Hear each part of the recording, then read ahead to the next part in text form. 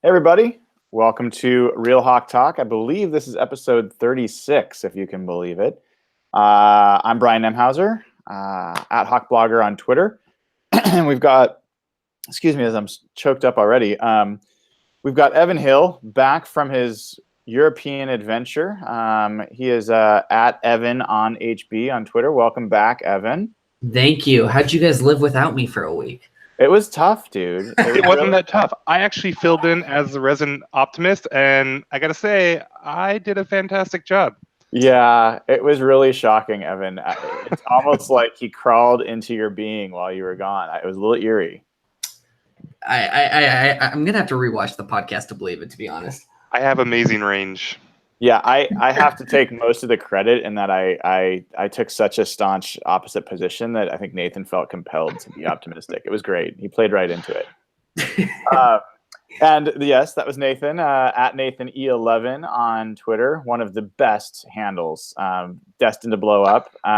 Welcome, Nathan. Always good to have you. Hi, thanks. And Jeff Simmons will be joining us a little late tonight. He's got some kind of Toronto, some Canadian thing happening. Who knows what it is? But we got so much to cover tonight. It's going to be a great show. We're going to be talking about the Minnesota game. There was a ton that went on in that game that was really interesting and I think pretty encouraging for the most part. We'll talk about that. We're going to talk about some of the injury news that's going on there. Doug Baldwin returned today. Interesting. He has some comments about how healthy he is, and we'll talk about the implications of that. KJ Wright, also injury news there, and there's implications there, so we'll talk about that.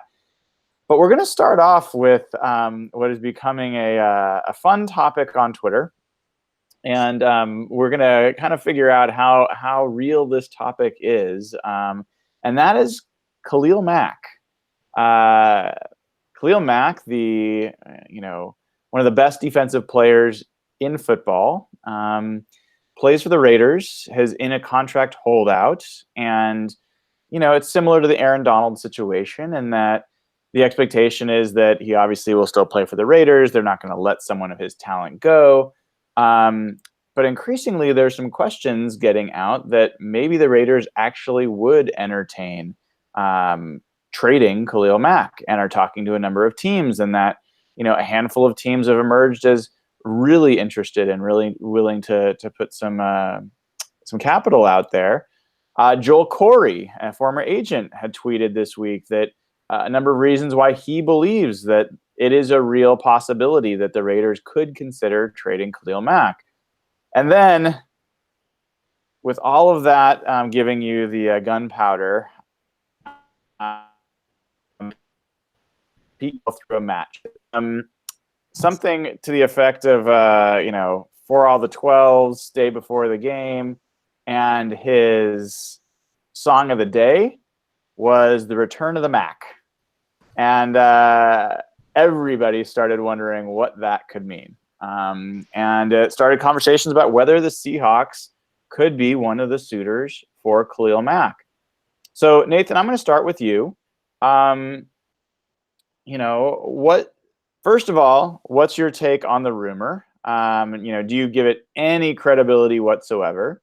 And then I'd be interested in hearing, let's if you don't believe it's true, what do you think would make that possible? Or what kind of value do you think the Seahawks would have to give up in order for that to be, a possible trade that the Seahawks would make and that the Raiders would take? I mean, I think that the trade, there's some it's feasible, right? It's plausible. It makes some sense in that both teams have a disgruntled player. They're both very good players, so you can kind of see maybe it's a fairly equal swap. Seattle could use another pass rusher. You can never have enough pass rushers, but it just seems like with one player that's that big of a name and that big of a contract and going through a holdout and all that, it's hard enough to get something done, let alone with two players. So I think it's probably real. I would be surprised if the teams hadn't had conversations, but I doubt that they have really progressed in any kind of meaningful way. So, I think Pete loves to do this stuff. He loves to interact with the fans. But, first and foremost, Pete is a troll. And so I don't think that there's probably anything imminent happening based off of that tweet.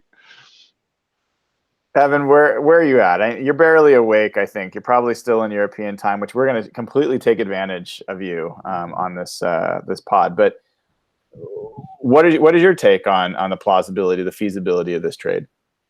A while back, Pete said something that I think it was either Pete or John. I don't remember who said it. It was something like we love to pay players who hit the quarterback, and he named a couple other positions. I think it was maybe cornerback, but that always resonated with me. And pass rushers are so valuable, and this is currently a position group on the Seahawks that is a little weak. And I think from a could this even really happen standpoint, I do think it could happen. They have like guys, we're talking about the Seahawks here. We're talking about John Schneider. John Schneider has made some of the ballsiest trades, in the past 5 more ballsy trades in the past 5 years than maybe any other team in the NFL. Percy Harvin, Jimmy Graham, Sheldon Richardson. I mean, if a team is going to do it, it's the Seahawks. I think the chances are absolutely possible. From a cap perspective, the Raiders are trying to exercise this 5th-year option, which is $13.8 million fully up front. That's in a base salary. That's not in a signing bonus or anything like that. So Seahawks would have to be able to fit that under the cap, which they can. They currently have 23.5 in space. So his 2018 base salary would slide really neatly under there. But it really comes down to, obviously, like trade compensation and if Earl Thomas is a part of this trade. Assuming Earl Thomas is a part of this trade, I would also assume that they would want like a first-round pick or two. I don't know what we could get back in return, but the price isn't going to be cheap for Khalil Mack. Yeah, let me build the case here for a second for feasibility, for plausibility for this. So, one, you mentioned it. You've got 2 star players that are among the best at their position on either team that are holding out and looking for new contracts and potentially maybe getting them somewhere else. So that's Earl Thomas and Khalil Mack. You also, on the Seahawks, you have a guy in Frank Clark who is a young pass rusher who is looking to make his next contract and is going to cost a lot of money to re-sign. Interestingly, Frank Clark has had 19 sacks over the past couple of years. Khalil Mack's had 21 and a half. So they're not quite as far apart as you might think in terms of the sack production. That's only one part of pass pressure, and Khalil Mack is clearly the superior player, but that's another piece that could enter into play. We've got John Schneider, who's a GM, who has made trades for Sheldon Richardson last year and Dwayne Brown last year, and has shown a proclivity to make these deals. He's a willing participant in these deals. You've got Reggie McKenzie, who is the GM for the Raiders, who is a close friend of John Schneider and who has been a trade partner with the Seahawks in the past. All of those things make this plausible to me. I think the cap space that you also talked about make it interesting. I think a trade of Frank Clark and Earl Thomas in exchange for Khalil Mack and probably some lower round draft compensation, like a 5th, I think would make some sense for both sides. I think that in a situation like that, Khalil Mack would upgrade the pass rush the Seahawks have over Frank Clark, even though you're subtracting something there. And they get a draft pick that they could invest, in the future for the team. And the Raiders are getting arguably the best safety in the game, or one of the top couple, and an up-and-coming pass rusher. So they're really, in a situation where they get someone strong. I think it's an interesting possibility. It's hard for me not to make jokes about how Jermaine Ifedi could get involved here, knowing Tom Cable's down there in Oakland. But anyway, outside of that, I think there's some interesting possibilities. How would you guys feel about a Frank Clark and Earl Thomas combination? I see Nathan shaking his head. I think I would hate that. Yeah, why? I don't. I mean, I get it. Like Khalil Mack's great and all, but why do that? Why let these? You're gonna let these two guys walk basically, and you're gonna get rid of these two guys and throw in a draft pick to get one guy. I don't know. I feel like this is the thing that's led them kind of to where they are right now. Like, if you can work up something around like Earl and maybe a third or something like that, okay, we can. That's fine. But Earl and then a young player like Clark and then a pick, it gets to be a lot when you could. I think that they could get a third for Earl, and pay Clark for something less than what Mack will ultimately get, and then keep that other pick. I don't know. It just doesn't. It feels like the kind of splashy thing that's gotten them in trouble. And it's a little scary coming off the Richardson trade, where they just traded a guy that had 1 year left on his deal and then didn't get a deal done, and he walked for nothing. So you're kind of putting yourself in that same situation with Mack. It seems like a lot. It is, and let me be clear. What I was proposing would be a Frank Clark and Earl Thomas in exchange for Khalil Mack and a draft pick from the Raiders back to the Seahawks. Not that that's a huge difference in what you were saying, but just to be clear. That makes more sense, but still, I don't know why. I mean, I guess you're going to let you're probably not going to have Earl anyways. You're going to let Earl walk, and then you can upgrade on Clark, who you have to pay anyways, and get Khalil Mack and maybe a pick. That makes sense. I don't know. Doesn't it? It does. I still don't know if I wouldn't just rather see what you could get for trading Earl, but that's kind of unknowable. So that's not a terrible deal. I don't know. Yeah, well, I think that the challenge there, and Evan, I'm curious your thoughts here, is, Khalil Mack's going to want, everyone's saying Aaron Donald's about to get a $20 million deal or something along those lines, and that's going to be the baseline for where Khalil Mack's negotiation is going to start. And so you're not talking about a non-quarterback $20 million player on your cap, and I get that. I have some questions about that myself for sure. But if you're getting what is legitimately a top 3 defensive player in the league, and you're trading away guys like Earl Thomas and Frank Clark, who combined are going to make a lot more than $20 million against the cap, I would think. Maybe it works out. Maybe it's worth it. What do you think? I think my only concern with adding Frank Clark to that equation is I feel like the defensive line is a group we really need to be bolstering from a depth perspective too. If you send Frank Clark in a trade to the Raiders and you replace him with Khalil Mack, of course Khalil Mack is amazing and great, but then who's behind Khalil Mack? I'm not sure it'd be worth it to ship Frank and Earl for that pick and Khalil. Frank is a young stud, and I really have a hard time parting with him. I love combining him with Khalil, but I understand what you're saying though, from like a trade compensation perspective, that the Seahawks probably don't want to give up many draft picks. Frank Clark could definitely diminish that side of things, but I'd still have depth concerns if we were willing to ship Frank. I'd prefer not to ship Frank. So, Jeff, you've joined, and we're talking about the Khalil Mack rumors and what we think might make some sense if that actually becomes a real possibility. Frank Clark's part of the conversation here, and I think everyone's a little bit trepidatious about potentially having him go the other way. I'm curious how confident you are and the other guys are in Frank Clark. This is the first year he's going to be kind of the lone pass rusher. He's not going to be able to build off of some of the other guys like Bennett and Averill and those guys. He's had some injury challenges at times. Like, is this the guy that you do want to invest in from a pass rush perspective? Or, if you do keep him, do you feel confident in spending $15 million a year on him or whatever it's going to cost? Well, this year's I think that's why there haven't really been talks right now, because this year's sort of the test case for him. Because, yeah, you mentioned it. Cliff Averill, Michael Bennett, Sheldon Richardson, those are the guys who are drawing double teams. Frank Clark, Frank Clark, from just a talent perspective, has that kind of talent. He's got the speed, he's got the power, he's getting better from a technical hand usage, bull rush standpoint. But he's never been that 1A guy. We've never seen him where he doesn't have those guys. And who's the second pass rusher on this team? Deion Jordan?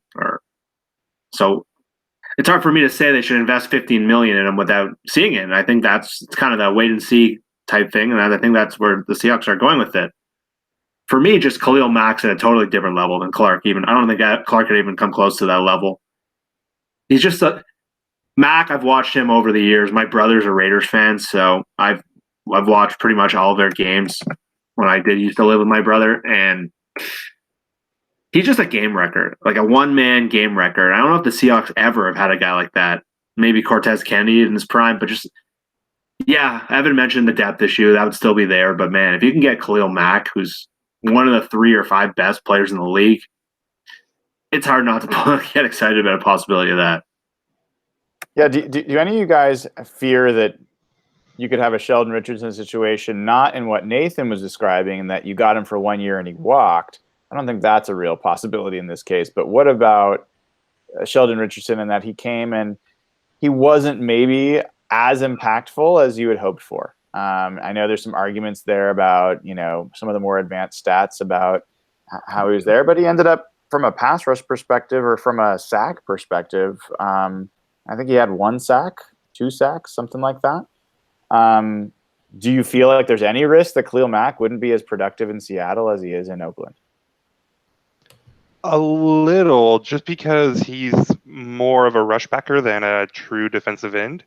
And you could kind of get into a situation like they had with Jimmy Graham, where Mack could still be very good at the things that he's very good at, but when you're asking him to do the more traditional 4-3 defensive end type stuff and be stout against the run and stuff like that, not that Mack's bad at that, but I don't know that he's quite as stout, and they value their run defense. And so, this is a team that had Bruce Irvin, right? And they had him as a defensive end and then didn't really like him there and then moved him away. So a little, not a big deal, but you could kind of see where there might be some of that. Wait, I want to get this on record, Nathan. Did you just admit that the Seahawks didn't use Jimmy Graham to his full potential? Oh, of course. Really? He was extremely good. They didn't use him right. They didn't use him very well all the time, asking him to block all the time. I mean, that wasn't great.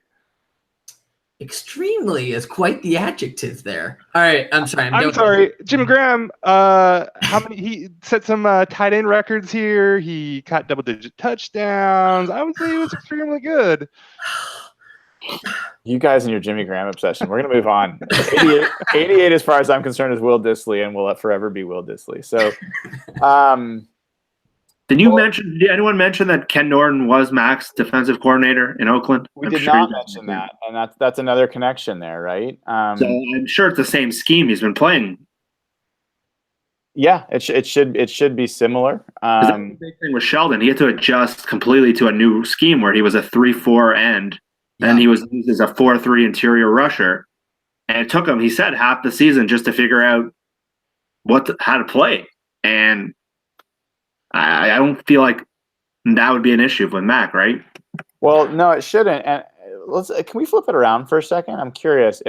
Pretend you're a Raiders fan, and I know that's even harder for those of us that were Seahawks fans before they were in the NFC and were actually rivals with the Raiders. But let's pretend you're a Raiders fan for a second.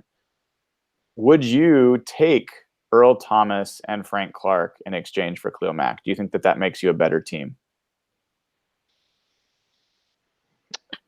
It's kind of the same thing with it's you don't have to put yourself in the other perspective that much, because it's kind of the same thing, right? Like, are Earl Thomas and Frank Clark together better than Khalil Mack? Like, I think Seahawks fans could realistically argue that, but we're probably not going to have Earl.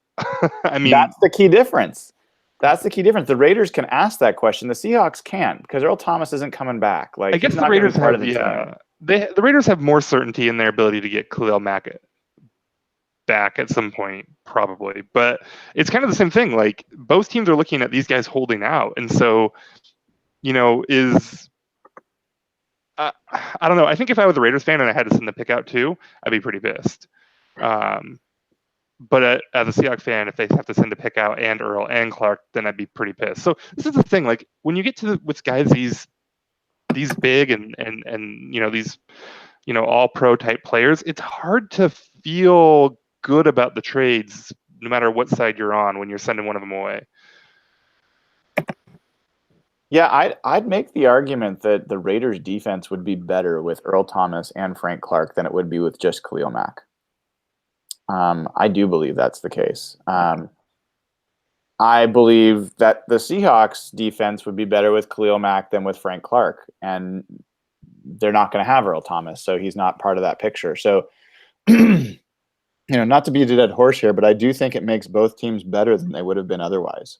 And if anything, if you're a Raiders fan, the real question is, how long is Earl going to play for? If Earl's going to play another 3 years and at high level, then I think I don't know if I'd call it a steal because you're giving up someone who's really good, but there's a potential for that to really be a key part of how the Raiders build out what's been a pretty flawed defense. I don't know. If you're the Raiders, you're trading a fantastic player for two guys on the last year of the contract. One of them's about to turn 30.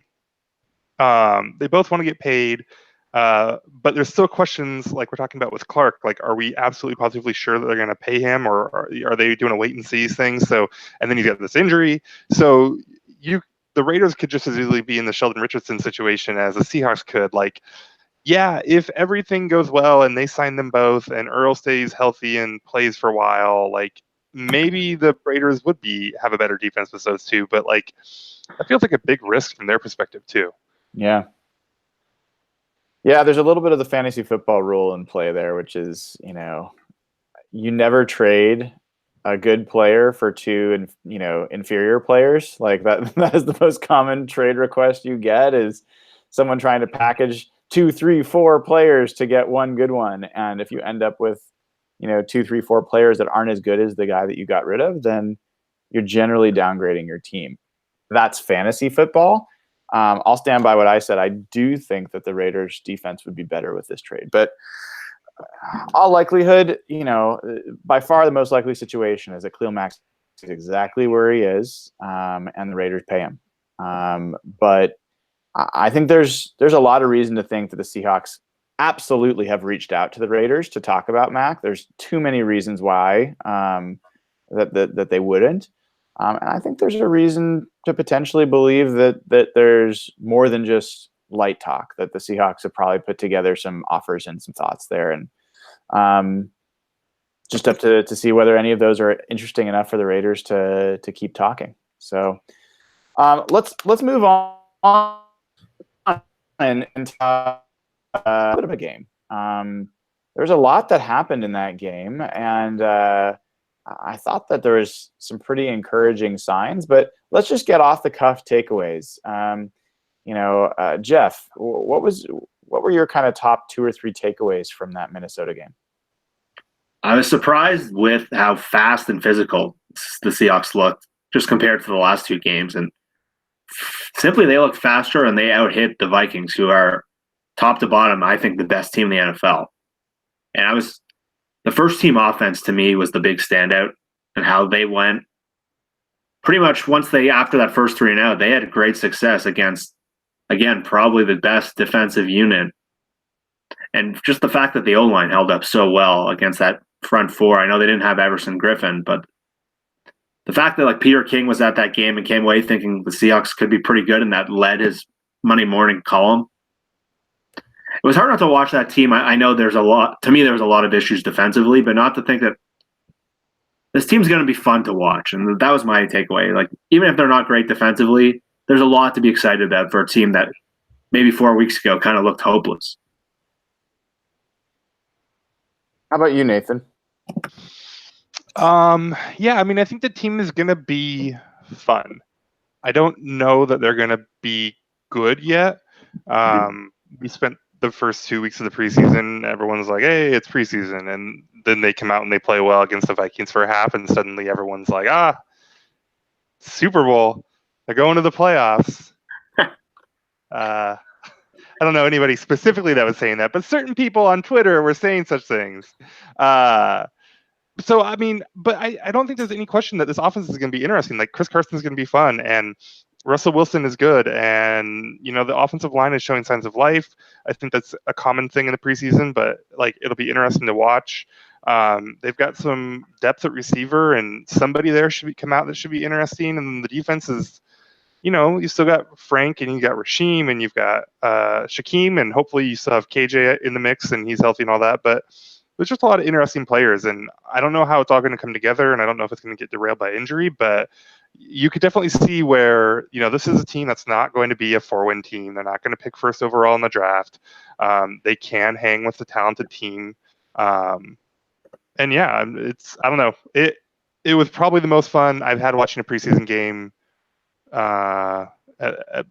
a while, maybe since that last Chargers game last year when they blew them out. Evan, did you get a chance to watch this game on Rewind at least? I did. Ladies and gentlemen, days of a shitty Seahawks offense are over. Our long national nightmare is over. Tom Cable is gone. Darrell Bevell is gone. The Seahawks are going to be very good in 2018. They are going to be more than fun. They're going to be very good. They're going to score a shit ton of points, and they're going to win a shit ton of games. I'm here to tell you right now that this team is going to be way more than fun. This is going to be the year of shootouts. Now, I'm not entirely convinced that the defense is going to be good this year. I think they're going to have a lot of frustratingly inconsistent performances, to be quite honest.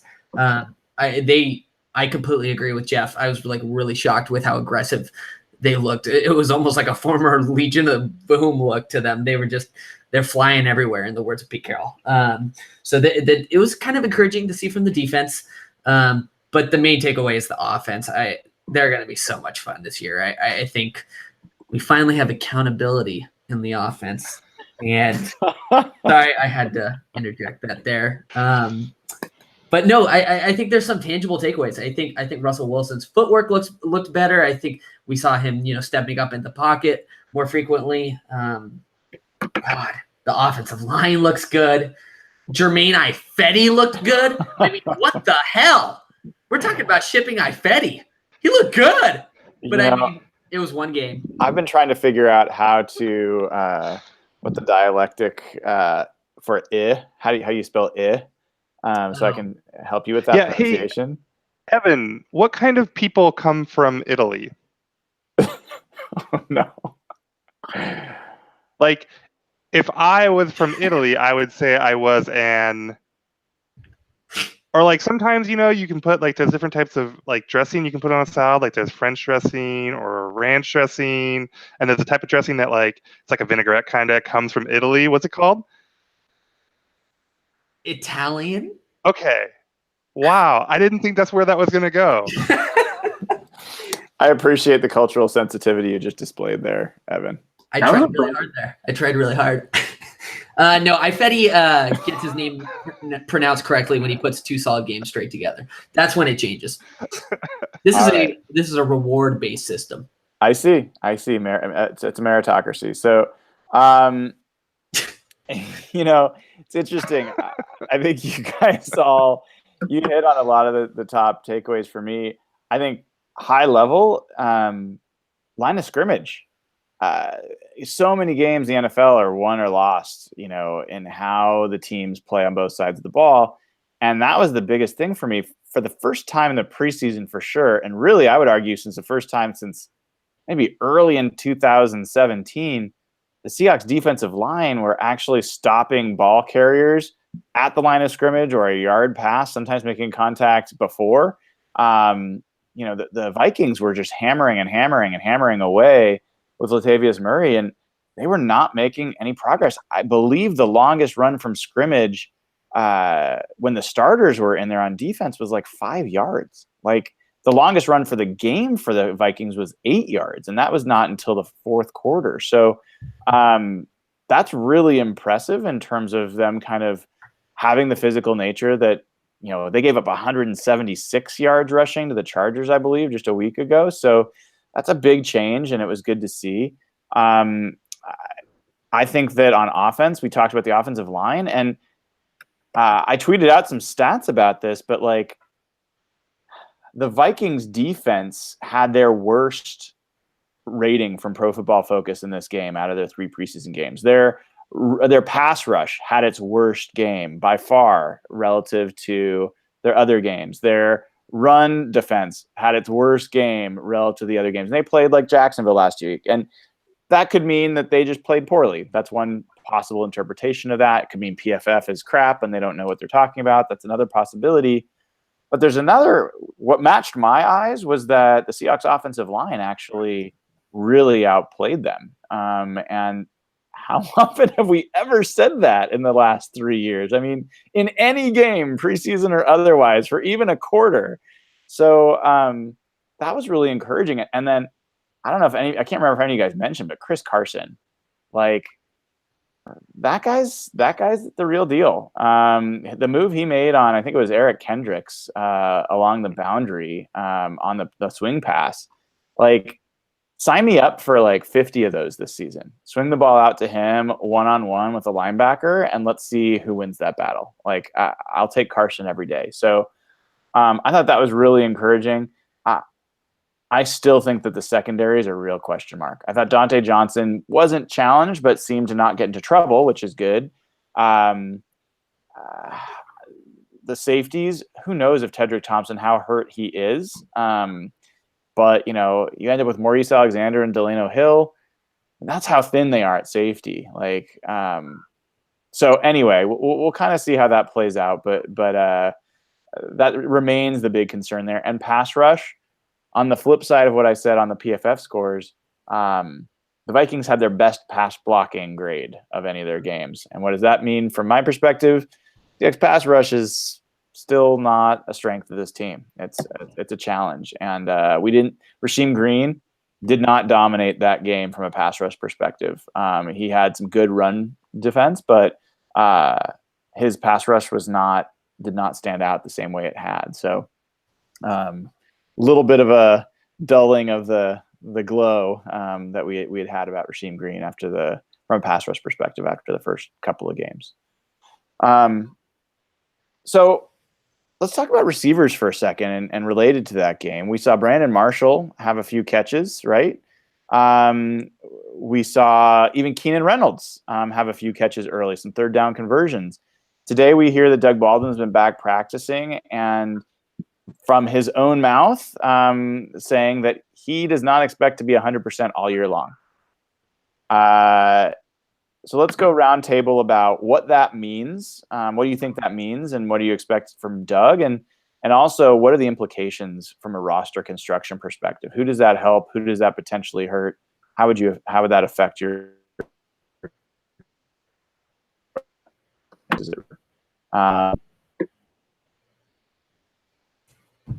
Did you hear me, Jeff? Oh, okay. Sorry, I lost you for a second. I think it helps a couple people. I think number one, I think Brandon Marshall is definitely making this team. I think if Baldwin is banged up, I think they want some sort of veteran presence in the group. And the fact that he started to show up last week was good, especially against a guy like Xavier Rhodes. So I think it helps him, especially if they're going to need guys play more on the outside. If Lockett has to move inside to help with the Baldwin. And I think for that final spot, Keenan Reynolds is a guy that might get boosted up a little bit. And when you saw him on those third downs early in the game, he kind of looked like Doug the way he ran those routes. And I know Brian had mentioned that earlier when he was talking in his training camp articles on his website. And there were plays where 85 just looked like 89 in like that 2011 year. He was wearing 15 back then, but I think that's the guys. I'm just tired of seeing Amara Darbo's name on people's final 53 rosters.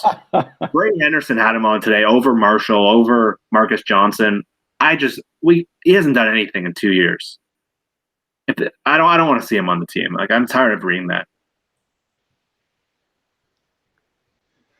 I hope it helps.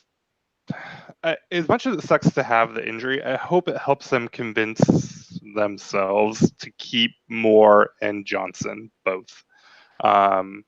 They've kept 5 the last few years, and so that would probably be Baldwin, Lockett, Brown, Marshall, and then one of Moore, Johnson, maybe Marshall's a guy on the outside there. We've seen him make one play so far, but they talk about him and they seem to like him. So, and it was a great play, like not to take anything away from it. But so if Doug's going to be banged up, if Doug's not going to be quite right, if Doug has maybe some chance of re-injury, then hopefully they kind of lean towards keeping, both of those guys who've looked really good. Johnson also plays teams. David Moore, I don't think he's really been known for that, but then he housed that punt. It came back, but he looks like athletically, he looks completely different than like everyone else in the field. He like offense, defense, both teams. He looks like a really special guy. So if he gets cut, which I think is a possibility still at this point, like they have some weird stuff on the roster due to injuries. So that'll be really disappointing. So hopefully the silver lining to the Doug injury is that they keep both those guys. Yeah. So Evan, Baldwin's had a knee injury. He's said that he's not going to be 100%. We know that Doug Baldwin, he's not beating people with pure speed. He's a quickness guy. He's a guy that's beating people off the press and, on his release with quickness and with lateral agility and beating guys in and out of breaks, which is heavy, leverage on that knee. So it doesn't seem like to me, if you're constructing a roster, you can count on Doug Baldwin being available all year, and certainly not being the same productive player he's been for his whole career. So what do you do about that? Who do you make sure you keep around in order to maybe mitigate that risk? I guess let me start off by asking a question, and maybe this will shock some people, but like the mystery around this whole injury is really concerning to me, and just the fuzziness with their willingness to share details or any sort of remote details at all. If Doug is like a core contributor to this team and he's a foundational player, why don't you just shut him down for the year? I mean, if this is an injury that... This is a Super Bowl team, Evan. You can't just shut down a key guy like Doug when you're in your Super Bowl window. I will retort later to that. I just, it's like, I guess my concern is like re-injury. Like, could this get worse? I guess we don't really know because we don't really have details. My concern is just could get way worse in a game, and this could cause issues into next year. Like I said, we don't really know what it is. So it concerns me that he's going to be playing all year at like 85%. I just almost wish we could give that roster spot just to somebody else. But I think this increases Keenan Reynolds' shots at the roster. DJ Moore better. I said it right. It's DJ Moore, right? It's not David Moore. God damn it. They're the same player in my mind for some reason. David Moore better make this roster. If he doesn't make this roster, I'm going to have a total fit. But, I think I have major concerns about it. I really do. He's a core player that I hope is around for a few more years.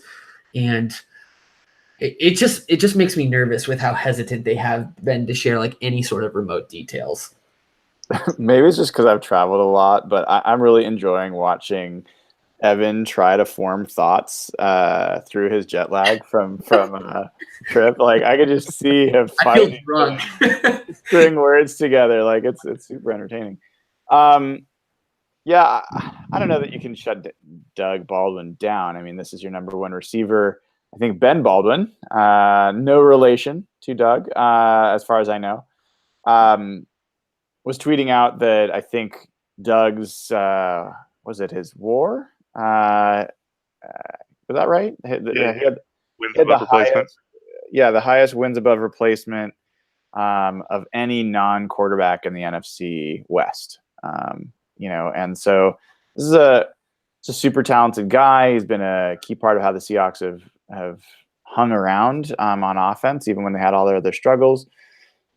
So, I don't think Doug Baldwin would shut down anything, even if he was told to. So he's going to play. We're going to find out. But I don't know for me if it changes anything. Keenan Reynolds would be the guy that would most stand to gain in my mind. He's a guy that most naturally profiles to be a slot receiver. But I don't see him making this team. Like, I like Keenan Reynolds, but am I going to keep him over David Moore? No way. No way. Like, even with this risk.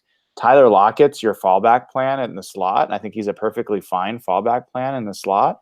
And if he goes to the slot, then you have Jerron Brown and maybe Brandon Marshall on the outside, or Jerron Brown and David Moore on the outside. I think those are fine. I also think Marcus Johnson is making this team. I've been saying that pretty consistently, and I know that he's not on everyone's roster, but he had a great catch in this last game, which was nice to see from him. And is a pretty good special teams player. So I don't see that. I don't see him falling off the roster. Maybe Brandon Marshall is hurt by this news, and that they keep someone like Keenan Reynolds as a hedge, and Brandon Marshall loses out as a result of that. But that's as far as I can see it going, and that seems unlikely. I feel like I'm a little bit alone on the island here, but I think Brandon Marshall is going to be a good part of this team this year. Like, I know that's like an unpopular opinion, but I like what I've seen. I think that he adds something to that receiving core. I think that Russell shows some confidence in him. I like 6'5" at receiver, and I'm not afraid to say it. I like Brandon Marshall on this team. So we'll see if the Seahawks agree in just a couple of days. So Doug Baldwin was not the only injury news. We also heard about KJ Wright. Came out of that game. Had a good game, by the way. It was his best game of the preseason. And I'm wondering if this injury issue is related to his poor play in the first couple of games. But he had a knee scope, minor surgery to kind of check. Usually that's for like floating cartilage and loose bodies, as they call them. No timetable on when he's going to return. Evan, how do you feel about Shaquem Griffin potentially starting in that first game? And yeah, let's start there. I'm excited about it. I really do. I think this is a really unique opportunity for Shaquem to really show what he's got. And KJ Wright is in the last year of his deal. His contract ends after 2018. So if the Seahawks want to extend KJ or are even thinking about it, whatever they want to do on that front, it'll be interesting to see what Keem can do in his absence. It's a unique opportunity. I'm not too worried about it. I think Keem has a lot to work on, but I think he's impressed. And I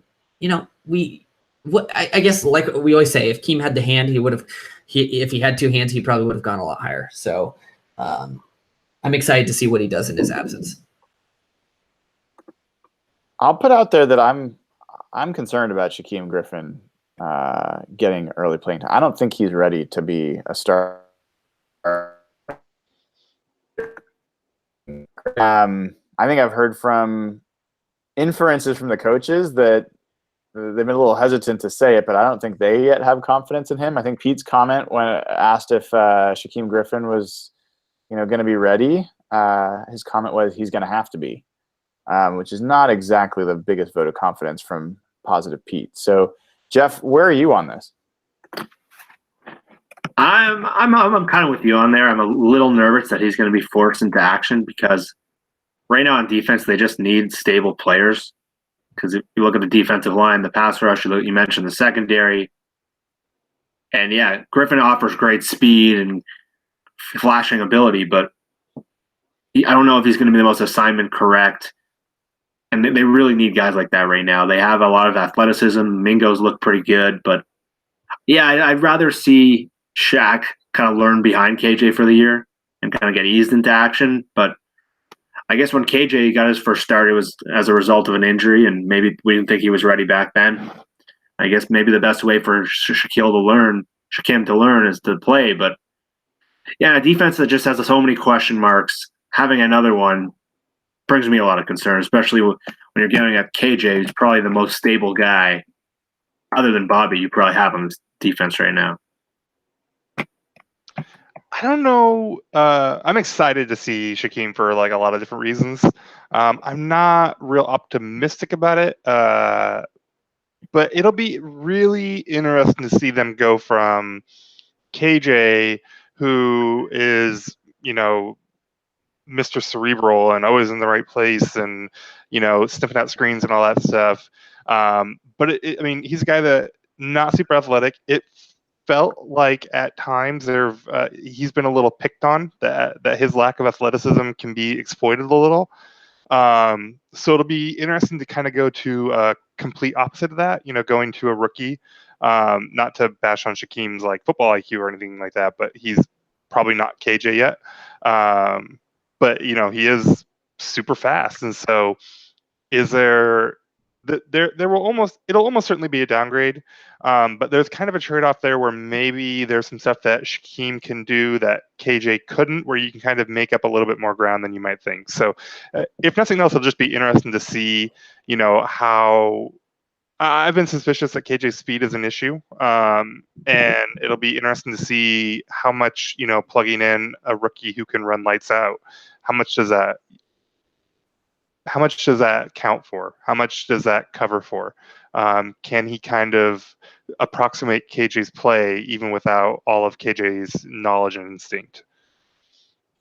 Yeah, and one thing we talked about last week was, and I think maybe ahead of the curve a little bit, is related to this, who's going to be creating turnovers? And speed generally is a big part of how turnovers get created. And, maybe Shaquem can be part of that. And certainly in practice, he's been one of the guys that he's forced fumbles, he's intercepted passes. Maybe he adds something there. KJ, for all his greatness, he has not been someone who's really he hasn't made a lot of impact plays in terms of, turnovers, sacks, that kind of thing. He's just essentially really sound in what he does and his responsibilities, and a really sure tackler. I don't know. Can you guys remember, have the Seahawks had any takeaways this preseason? Like even one? I want to say no. I can't think of any. I don't think they have. Did Coleman get a pick? Oh, wait. First game, they had a touchdown off of a Mark Lewinsky snap over the head of the well, all right. Nuts. Did that even count as a turnover? Or yeah, that's a fumble. No credit for that, right? It's like an aborted snap or something. Yeah. So didn't Coleman have a pick, or he just almost had one in that first game, right? Because they showed the highlights of him. Yeah. Coleman's a guy that he might be the guy that leads the team in turnovers. Yeah. He showed that last year. I mean, his ability to kind of break on those balls is pretty good. So, and hey, we haven't seen Tedrick, for a full game when they're game planning. I mean, if you're talking about turnovers, he better get some. That's what he's supposed to do, right? So I know. I don't know. He hasn't shown it. I think that's a real issue. And the way turnovers are generally created is, speed on the back end, speed on the front end, pressure on the passer, forcing bad decisions, hits coming where running backs are not expecting them to come from. I don't know where that's going to come from right now. So it was interesting to see that. I don't know if you guys noticed it, but it was talked about a little bit, that the Seahawks looked like they were blitzing more often in that Minnesota game, and I'm curious if that's going to be. Ken Norton was actually on the air. I can't remember who he was being interviewed by today, but I heard him say that he does believe in pressure, and that helps get the players into the game sooner, and that he loved it when he played, and he wants to pass that on. So blitzes and pressure can create turnovers, but they also can lead to stress on the defense and big plays. So, Nathan, are you hoping to see heavier blitz packages from the Seahawks, or no? No, not really. I mean, today's NFL, the quick passing quarterbacks are too good. You get picked apart. I think that was a problem with the team the last few years, is that they were trying to blitz more, and I don't feel like Chris Richard had a great feel for those calls, and they would, send 6 guys, and they would blitz in weird situations. So maybe Norton will have a better feel for it. Maybe they'll do some creative stuff, but where they're not sending a lot. The corner blitzes have been pretty good for them, so maybe that's something that they can take advantage of. But overall, I don't think blitzing is an effective strategy. I think it does more to open up holes for the quarterback to pass into than it does to actually get a guy to the quarterback quicker. Jeff, were you a Seahawks fan back when Dennis Erickson was coach and Jim Johnson was defensive coordinator? Actually, he was the linebackers coach. It was before he became a defensive coordinator. And they had Chad Brown and all those guys blitzing like all over the place. You remember that? I think it was like 98 maybe, or 97. It was in that range. Yeah, I was a fan back then. So Jim Johnson's famous for in Philly, the late Jim Johnson, but that's what his defenses were all about. And Eagles fans still swear by that guy.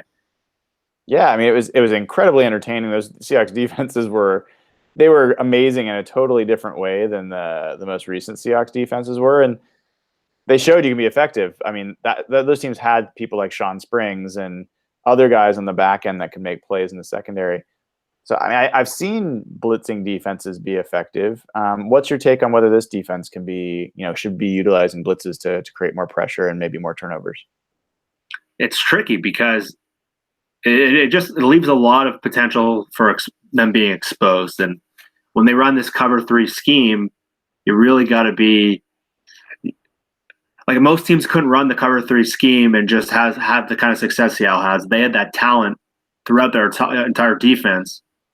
And once teams kind of figured out how to attack Seattle, now that they don't have this talent, they're vulnerable to start with. The blitzing makes them more vulnerable. That's what scares me about it. But at the same time, I just don't see how they're going to generate consistent pressure. And so I'm kind of mixed here because I think they just have to time it better. I think Nathan hit on that perfectly. I think with a lot of Chris Richard's blitzes, I know Chris Richard came from the secondary and he saw they weren't blitzing enough. They were running just pure cover 3 most times, and that's what he tried to fit.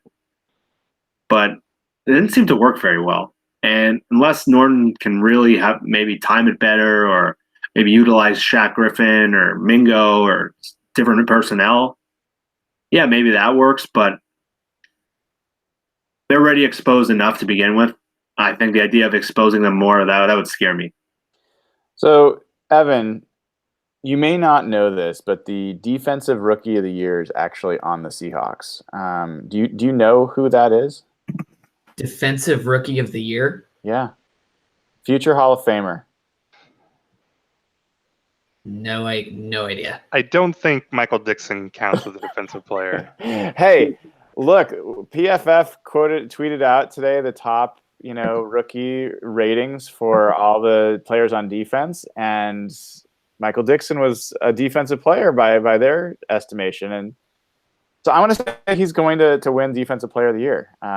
His coach at Texas A&M was quoted as saying that it made sense for a team to trade up. This is on draft day. It made sense for a team to trade up for Dixon because he's going to become your best defensive player. I have to know, Nathan, how what you've seen from Michael Dixon. I know that you were really down on drafting a punter and the value of that pick, but come on, man. Can I say something real quick on that? The negativity around that 5th round pick is bullshit. And let me tell you why. Because 5th round picks completely collapse and fail all the time.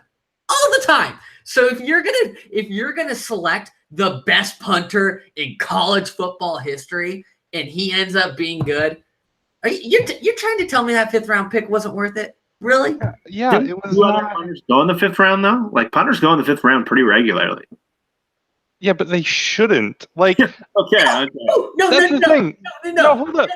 No. If he's the best punter in college football history, they should with the 5th round pick. But this isn't the first time.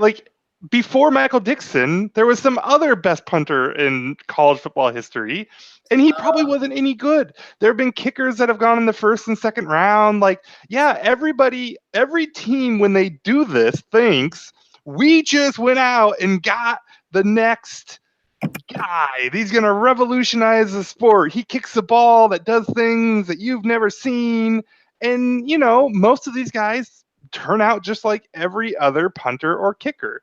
And so, yes, we can look at this in hindsight and say Michael Dixon is probably going to be what they thought he was going to be. But don't do that. Like the kicker for the Vikings, wasn't he taking like 10 picks or something like that after Michael Dixon? I bet the Vikings felt great about. They're like, yeah, a 5th round pick's a little high for a kicker, but you don't know about this guy. You don't know about Carl, and he misses 2 kicks, and like this. It's hubris is what it is to go and trade up for one. It was silly. It looks like it's going to work out. He's going to be good. He's going to be valuable, but I would not let this. It's kind of the same thing as drafting a running back in the 1st round. Like, you got Adrian Peterson, great job. You got many other 1st round running backs, not as great. Like, and so you can talk about the Dixon legacy. This is so disrespectful.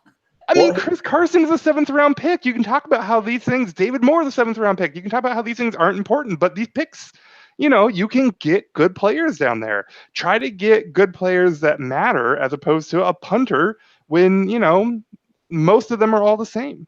And Dixon is not. And the great news, they hit on one. He is going to be the best punter in the NFL. He's going to be probably an all-pro player as a rookie in the 5th round. He's probably going to end up being a Hall of Fame player. I'm saying all of those things. I believe those all to be probable at this point. That's what I believe about Michael Dixon. And the good news for you, Nathan, is that you don't have to see them draft a punter,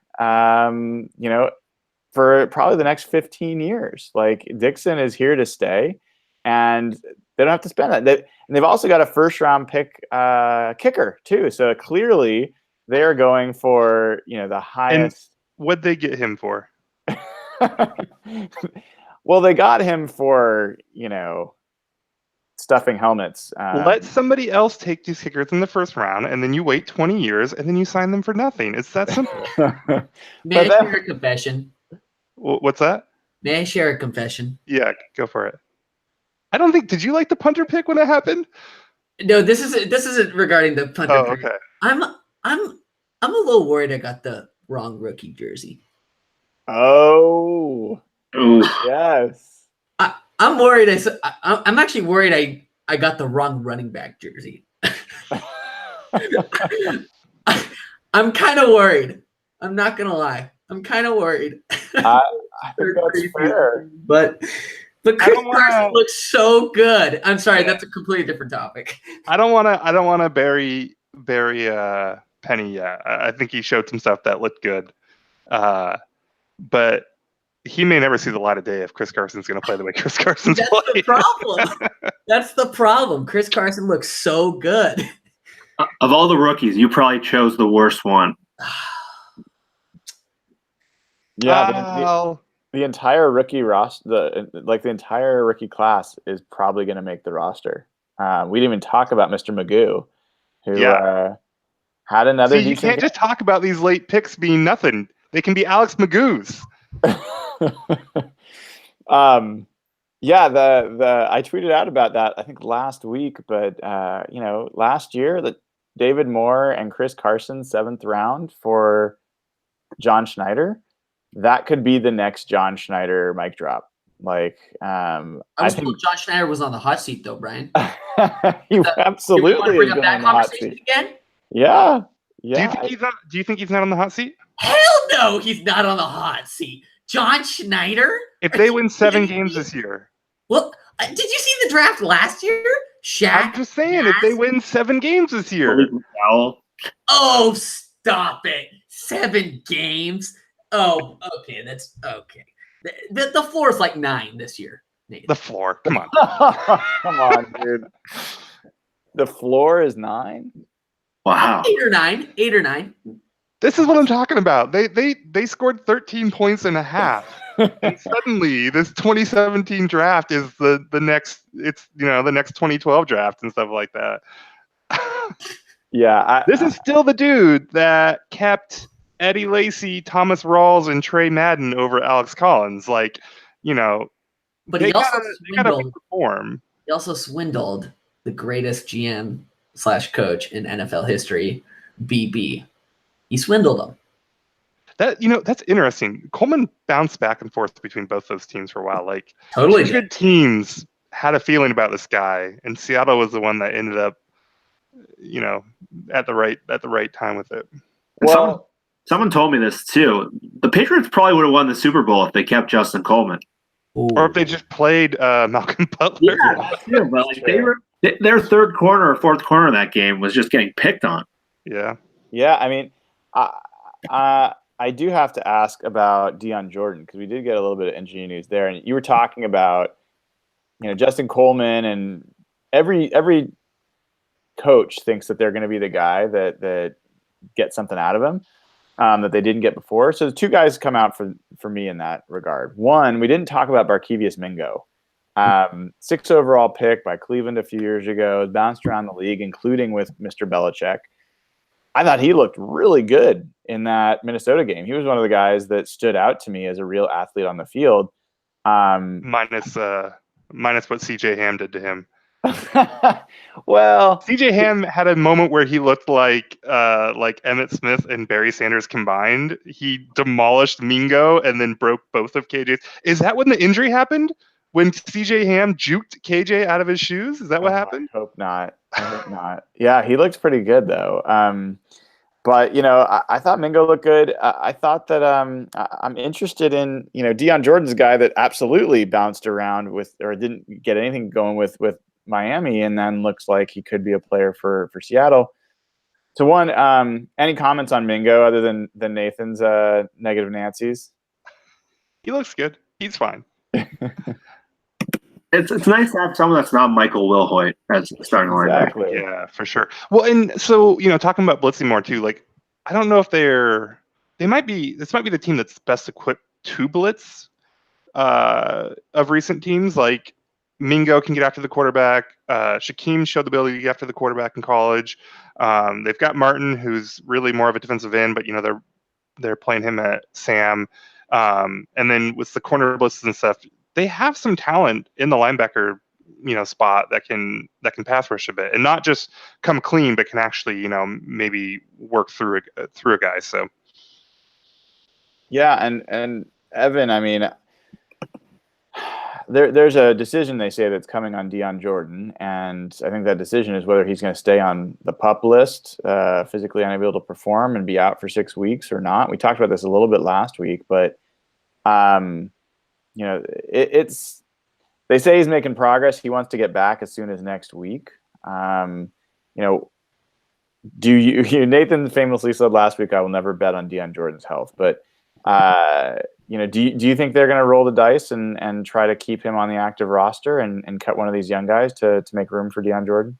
Yeah, absolutely. I think that's absolutely what they're going to do. I think what we saw in some limited, blips from him in 2017, I'll never forget that bull rush in Arizona. That was absolutely crazy. I think if he can be healthy, maybe there's some, resurrection potential there. And if it's there, and if he balls out and he shows up, that'd be a good thing for the group. So I do think they will absolutely keep him on the roster.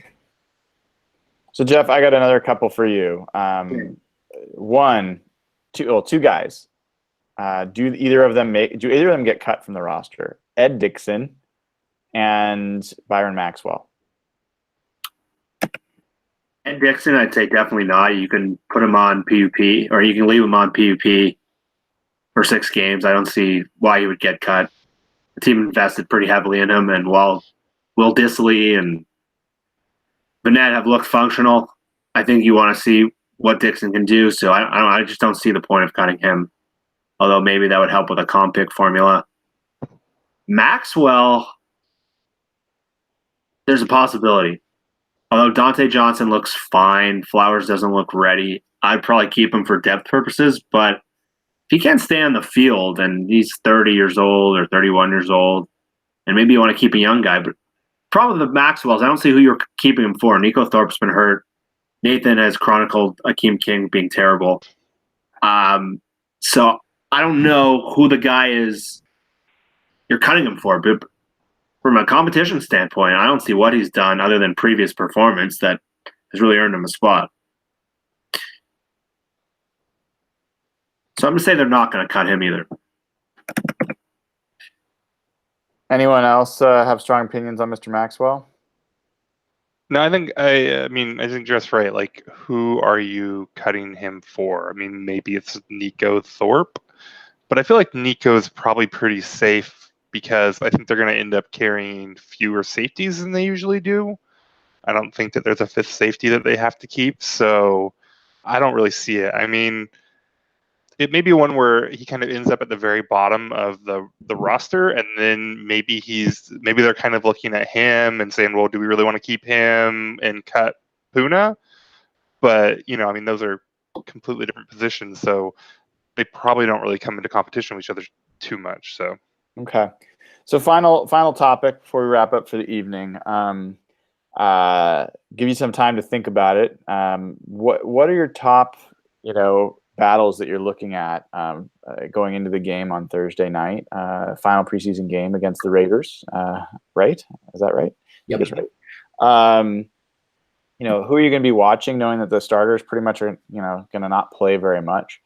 Give me a couple guys that are top of your list, and let's take the tack of who are you hoping really balls out and earns a roster spot, cements a roster spot. Give me a name or two. And Jeff, why don't we start with you? Nathan just mentioned him, and you can't go on Seahawks Twitter for 5 minutes without hearing Puna. And I think he's got to be on the team, and everyone's trying to construct the roster and figure out the defensive line. I don't know if that's cutting one of the signings or Brandon Jackson looked pretty good. I wasn't very fond of him going into the last game, and Shamar Stephen's been just a guy. He's fine. But for me, a young player like this, he doesn't fit Pete's profile typically, but I just there's a lot of film that stood out, and I thought he was a great player in college. And for me, he's going to get probably a lot of action this week, and I'm going to watch him because I want to see if he's going to continue to push for a spot. And I think he should be a lock for this roster right now based on the need they have for young defensive linemen that can flash. But outside of Puna, I think the next guy for me would be probably Austin Calitro. He's a bubble guy right now. I didn't have him on my radar at all for the roster for most of the preseason. You're starting to see people put him on. I don't know if DJ Alexander's shown anything, so I want to see him step up and kind of gain some momentum from that last week because he's one of the few guys that looked pretty good against the twos. How about you, Evan? I would love to see – I know everybody's assuming Magoo is the backup quarterback, but I would love to see a strong performance from him in preseason game 4 to really knock out Austin Davis. You will, Evan. The Goo. You will. By the way, I just realized something. I had an epiphany, and this is the analysis that you come for on this podcast. So the Seahawks traded for Dwayne Brown after they played the Texans. The Seahawks play the Raiders this week. Guess who they're going to trade for after they play the Raiders this week? Donald Penn? Marshawn Lynch?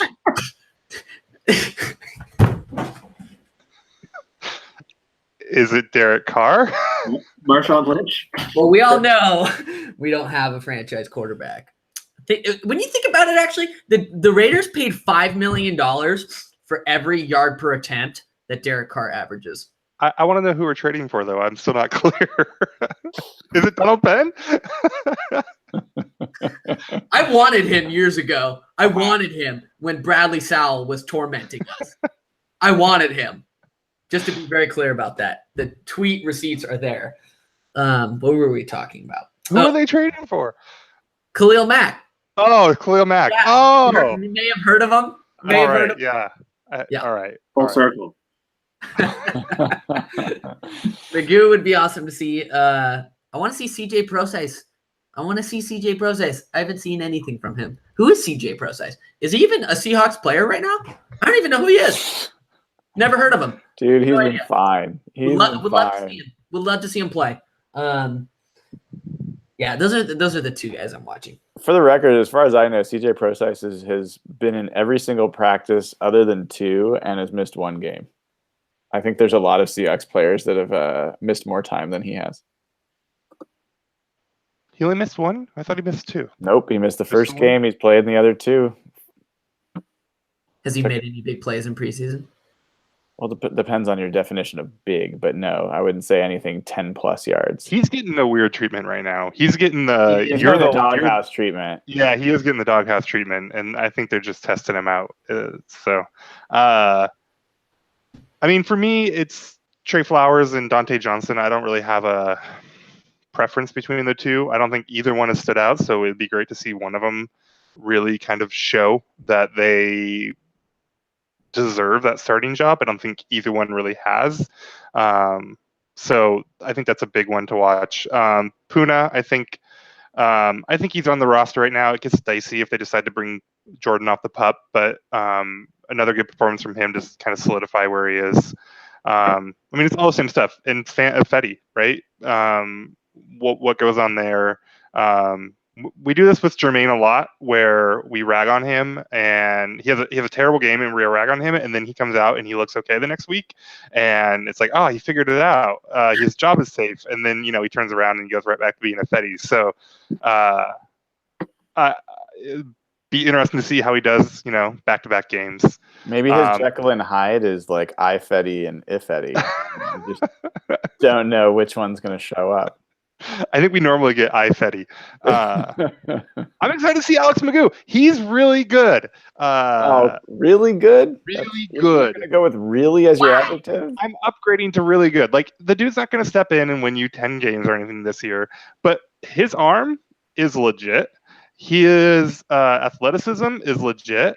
And he's out there, managing the game well enough. He's got some happy feet. He's made some bad decisions. I was really terrified he wasn't going to actually throw the ball on that last play. But he worked through it.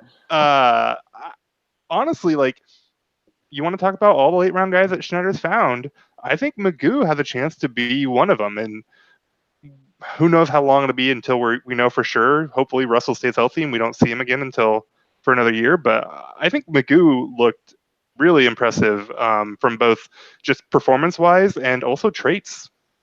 Yeah, I think we've finally found a player that Nathan is significantly more excited about than I am. I don't think that's been the case, or that any of us are that he's excited about more than any of us. Why do you not have a Magoo jersey? Yeah, where's your jersgy, dude? I should get him. I should. It's a great idea. Seriously, you should. Look, misery loves company. I'm not going to sit here and I don't want to cry about our jerseys together. All right.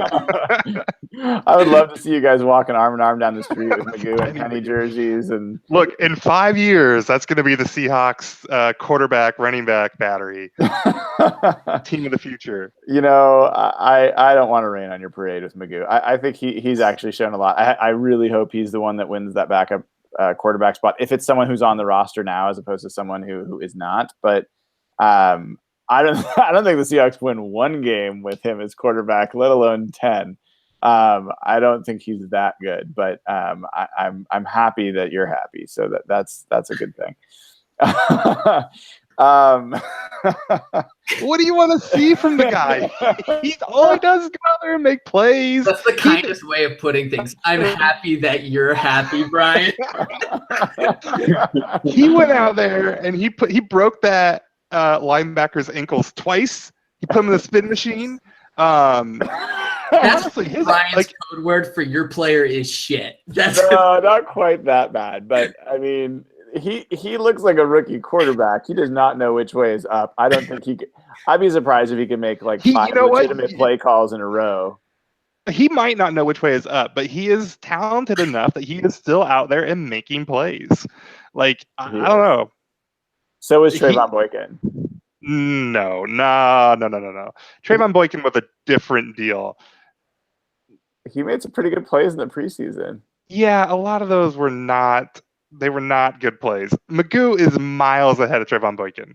I think that's probably true, and I I did get a lot of pleasure out of seeing him make that long run, and like he does not try to be like the leader. Like he doesn't try to like hide his emotions when someone makes a mistake.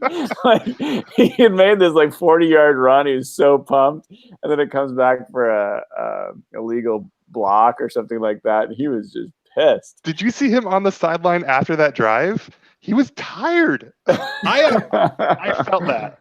Somebody makes me run a long ways for no good reason, I'm gonna be pissed about it too. Yeah, it was good. I definitely enjoy watching him play, and David Moore, man, that touchdown they got. That, I mean, he definitely stands out. So I'm with you. I'm with you on hoping that he plays well. I think Shaquem Griffin's a guy we're all hoping looks like he can fill in.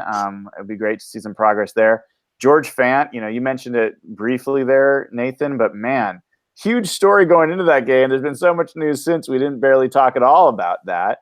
George Fant looked pretty darn good at right tackle, and I think they've got a legitimate alternative to Ifedi, and we all know Ifedi's going to start, but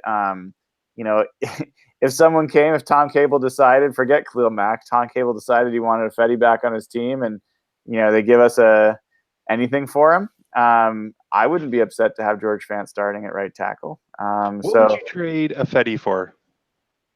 The sandwich. So, like, if the Raiders offer you a conditional.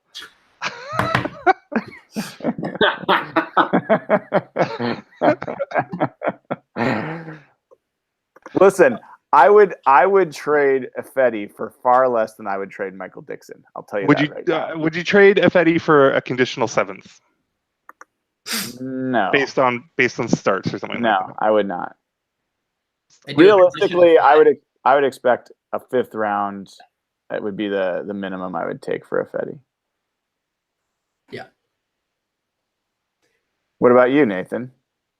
I didn't have an answer. I just wanted to know what you guys thought.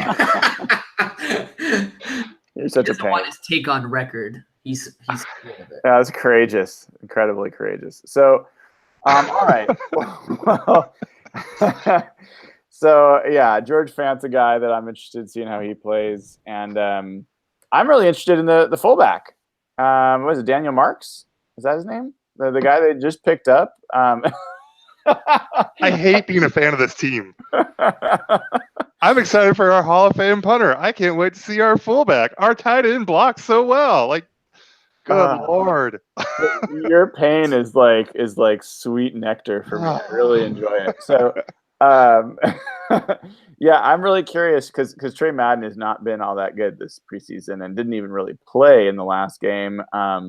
I'm curious if Marks does anything that gives him a chance to earn a roster spot, which, God, can you imagine going all the way through rookie minicamp, OTAs, training camp, 3 preseason games, and some guy comes in at the end, plays 1 game, and steals your spot? It could be a running back he steals a spot from. It could be more. Yeah, I mean, like there's a lot of guys that could impact. So I am interested to see how that plays out. All right. We've been out here for a little while, talked about a bunch. I'm going to go ahead and wrap on that. We'll be back next week, guys. We'll be talking about the actual roster and a real game against the Broncos. We'll be prepping for that. So looking forward to talking to y'all on the Twitters over the next few days. And we'll start pumping out some preview information on what we're expecting for the year. Until then, if you haven't already, please sign up on patreon.com, patreon.com/Hawkblogger. Become a Hawkblogger patron. Get invited to the private Facebook group where you can talk to all of us whenever you want. And all the proceeds go to Ben's Fund, great charity. So thanks for everybody that tuned in tonight. Great show. And we will talk to you soon. Go Hawks.